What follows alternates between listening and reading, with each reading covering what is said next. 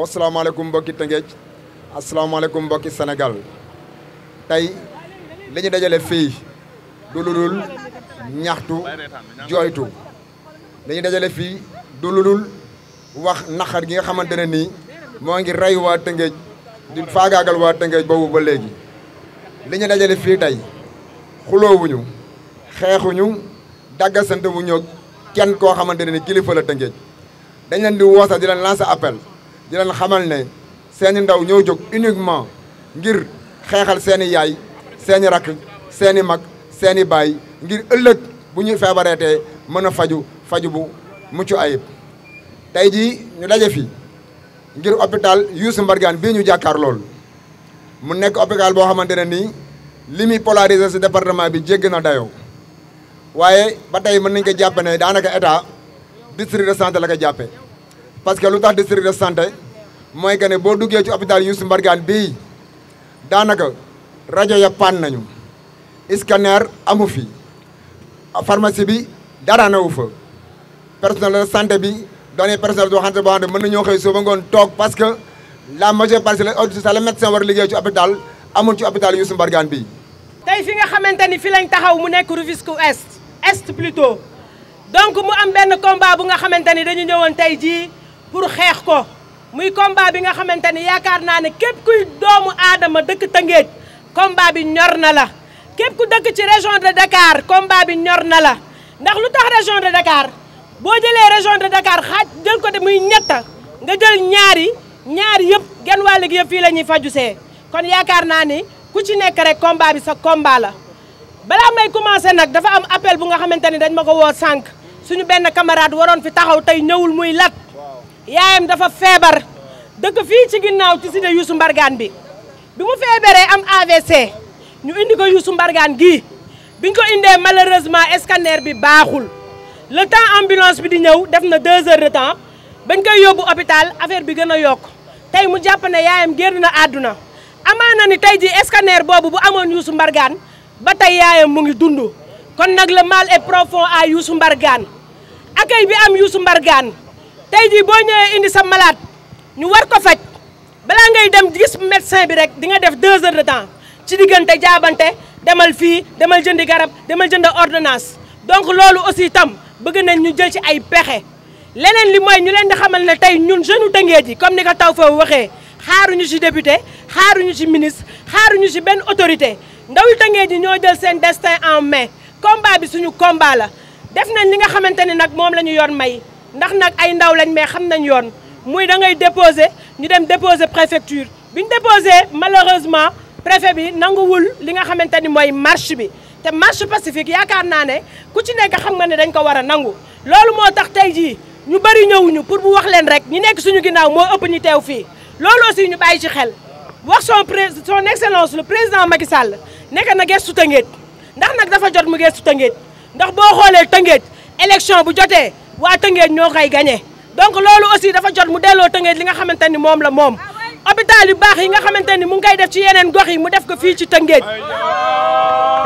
waaw hôpital yi nga xamante ni mu ngi koy def ci yeneen gox yi na ko def Tëngéej hôpital Youssou Mbargane niveau 1 la soxla nañ ko niveau 2 ba niveau 3 wala niveau 4 parce que tey jii boo xoolee ne fii rien ne va tey espace bi am Youssou Mbargane dafa yaatu tey te boo xoolee pratiquement salle yi ñi nga xamante ni dañuy accoucher muy jigéen ñi da ngay gis ñetti jigéen accoucher bokk benn lal ku ci nekk toog uuf sa doom yaakaar laa ne loolu c'est anormal donc tey jii li nga xamante ni mooy espace bi nga xamante ni bàyyi nañ ko war nañ ci mën a tabax ay bâtiment yu nga xamante ni tey jii dina soulager malade yi dina soulager ñi nga xamante ni ñooy accoucher dina soulager suñu nijaay yeeg ak ñi nga xamante ni ñooy accompagner malade yi kon nag gars yi waa Tëngéej maa ngi leen di lancer waat un message wax leen ne combat bi c'est noble te combat bi suñu combat la parce que tey jii ñoom ñi nga xamante ni nag ñooy autorités yi ma bàyyi wax leen ngeen bàyyi xel ne ku ci sa doom feebar ba sa yaay feebar ba sa jabar feebar da ngay dem ci privé yi ñun nag amuñu lu ñu demee privé ci Youssou Mbargane bii la ñuy ñëw kon nag ku ci nekk def ko sa xeex ñu ñëw àndandoo ba baa boobu nga xamante ni Youssou Mbargane dina nekk niveau 3. dafa mel ni bu ñu xoolee configuration hôpital bi ak ñi nga xam ne ñoo fi dëkk comme si que ne hôpital bi bokkul Tëngéej parce que dafa am loo xam ne dañ koy ñaalu d'abord balaa ñuy continuer dugg si hôpital bi wala ñuy dem si beneen structure de santé mooy ndawu Tëngéej saa yi ñu ootee pour loo xam ne c'est l'intérêt des Rufisquois du ñu gis ndaw yëpp loolu dañ ko war a jooytu d'abord parce que da dul yoon ñuy woote loo xam ne c'est pour l'intérêt de tout le monde ne vient pas loolu c'est pas normal su ma revenir si li nga xam ne moo ñu fi tax a ñëw muy suñuy revendication parce que ay revendication la te c'est des revendications légitimes dans la mesure où que ne l'État du Sénégal moom moo am les prérogatives moom mi nga xam ne moom mooy ndey ji seex moom muy war a taxawee tey njaaxaanaay taxawee ko dans la mesure où que ne tey jii nii dafa jéggi li ñu naan ville de Rufisque dem fee de Diamniadio def fay infrastructure taxawee ko parce que dafa jéggi fi ñu naan ville de Rufisque dem fa la nga xam ne mooy département de Kër Massar def fay infrastructure tey jii su ñooy Tëngéej dafa enclavé ka moo tax c'est parce que à cause du président de la République moom moo bàyyi Tëngéej délaissé Tëngéej consacré lépp loo xam ne mooy infrastructure au niveau des autres villes et des autres régions tey su ma ñëwee si li nga xam ne mooy ministre de la santé bu mu voté budget projet de loi bi mu ko indi assemblée 235 milliards mais doon na ma si 235 milliards amu si benn as tuut boo xam ne war nañ si mën a réparer li nga xam ne mooy rajo bi paan hôpital Youssou Mbargane doo leen ne ma si 235 milliards et poussière yi nga xam ne mooy budget ministre de la santé bu Abdoulaye Diouf Sarr mënuñu si réparer rajo bi nga xam ne moo paan aussi au niveau de la du district sanitaire de Rufisque parce que hôpital Guédiawaye du hôpital Youssou Mbargane kese moo paan de hôpital Youssou Mbargane scanner bi amu fi peut-être dafa paan rajo bi dafa paan amu fi léegi tey bu ñu ñëwee si district bii li ñu naan hôpital Guédiawaye rajo bi dafa paan tamit donc ça veut dire que ne tey jii au niveau de Rufisque deux structures publiques yi nga xam ne de santé publique yi nga xam ne ñoo fi nekk yëpp fonctionné lul donc tey ñun ñi nga xam ne ñooy baadoola yi ñun suñu feebaree tey xaaju guddi amuñu loo xam ne moom lañu dem mën a demee si privé yi nan la ñuy def dañuy faatu ñoom ñi nga xam ne ñoo yor nguur bi muy ministre muy président de la république muy député muy maire yi nekk si dëkk bi muy maire commune yi maire ville ñoom ñëpp tey jii ku si amoon kenn ku si feebar sa mbokk bitim réew nga koy yóbbu boo ko mënul yóbbu bitim réew da nga koy yóbbu si privé yi nekk au niveau national au niveau de Dakar. Nous tenons pour témoin à la presse locale et nationale, aux autorités locales et à l'État du Sénégal que la raison de notre manifestation n'est qu'une lutte légitime pour l'érection de l'hôpital Youssou Mbargane Diop, établissement de niveau 1 en établissement de niveau 2, conformément au décret relatif à la carte sanitaire élaborée sur des critères démographiques. En effet, nul n'ignore que l'hôpital Youssou Mbargane couvre le département de Rufisque, qui a connu une explosion démographique sans pareil dans la région de Dakar. Aujourd'hui, 630 000 Rufisquois se soignent à l'hôpital Youssou Mbargane. Transformé en mouroir de pauvres, l'hôpital Youssou Mbargane, malgré le professionnalisme de son personnel et la traîne en matière d'équipement médical. L'hôpital n'a jamais disposé d'un scanner et depuis 2 ans, les 2 radios fixes et mobiles qu'il disposait est en panne. Le service d'orthopédie est fermé à cause d'une absence d'amplification de brillance qui est indispensable pour un meilleur diagnostic des cas de fracture. Ce sont tous ces manques qui nous ont poussés à organiser une marche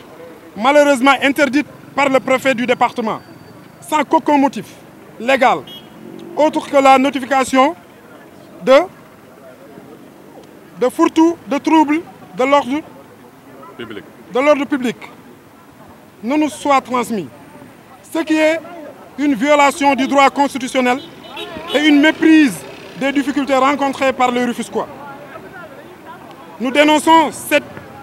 énième tentative du préfet de violer encore le droit des citoyens. Un préfet chargé de garantir nos droits et qui est aujourd'hui le premier à les violer. D'ailleurs, il a toujours violé nos droits. Depuis son installation à la tête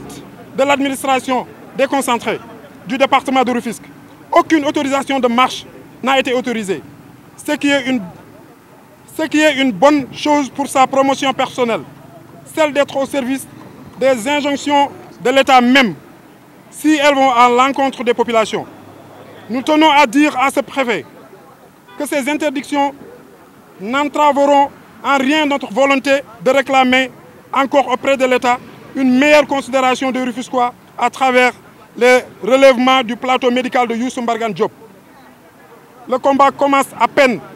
et nous le gagnerons avec les Rufisquois pour une meilleure accessibilité des soins de santé. Collectif pour le relèvement du plateau médical de Youssou Mbargane Diop. Je vous remercie. tey jii dañu ñëwoon buntu hôpital Youssou Mbargane en tant que ay jeunes yu nga xam ne dañu dëkk Rufisque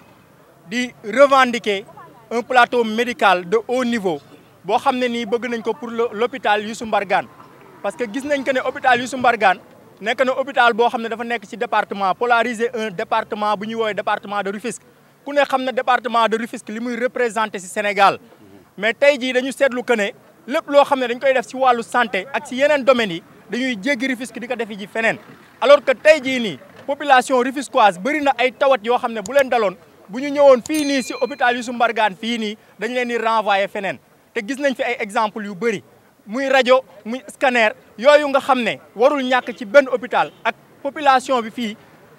dayo bi nga xam ne moom la am donc tey jii li ñu bëgg moom mooy état du Sénégal may ñu nopp état du Sénégal faj li nga xam ne moom moo ñu tax a jóg tey mooy lan mooy hôpital Youssou Mbargane bi mu jël ko en main defar ko ba ñu am un hôpital de niveau 3 et voire même de niveau 4 mu doon hôpital boo xam ne dina mën a jël prise en charge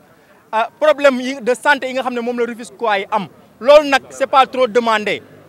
tey jii bi nga xam ne dañoo jóg pour def suñu marche pour wax ak état du Sénégal et de manière pacifique on l'a toujours dit préfet bi nga xam ne moom moo nekk ci département de Rufisque daf ñu bañal loolu noonu comme bañal nañu ko nag pour la première fois tey jii ñu ngi ñëw nañ ñu def ko de manière pacifique ñu respecter li nga xam ne moom la ñu wax mais ñuy xamal préfet bi rek que ne li nga xam ne moom la ñuy dox nii on n'est pas violent mais on revendique quelque chose boo xam ne jaral nañu lu ne ñun on s'est toujours donné pour la population rufisquoise te moom préfet bu fekkee àndul ak ñun waruñoo tere ñun ñu revendiquer le bien-être des Rufisquois képp koo xam ne nag dox na ci suñu diggante ak bien-être des Rufisquois muy préfet di président de la République di ministre ak ku mu manti doon bu boobaa di nga gis suñu jikko ñu ngi wax que ne nag beneen phase bi nga xam ne moom mooy ñëw bu fekkee réglé wuñu problème bi beneen phase bi moom mooy dinañ tenir point de presse semaine bi nga xam ne moom la ñuy ñëw bu point de presse boobu jàllee aussi dinañ tëral beneen plan d'action boo xam ne dinañ continuer di xeex ba keraa problème yi ñu koy régler donc loolu la ñu amoon lu ñuy wax di wax aussi que ne Rufisquois yi depuis 2 ans fii nii benn scanner moom moo fi nekk day pan tey suba mu dox day pan tey suba mu dox léegi nag li ñu bëgg moom mooy Rufisquois yëpp ñëw jàppale collectif bi parce que li ñuy revendiquer c'est pour le bien-être des Rufisquois wasalaamaaleykum wa rahmatullah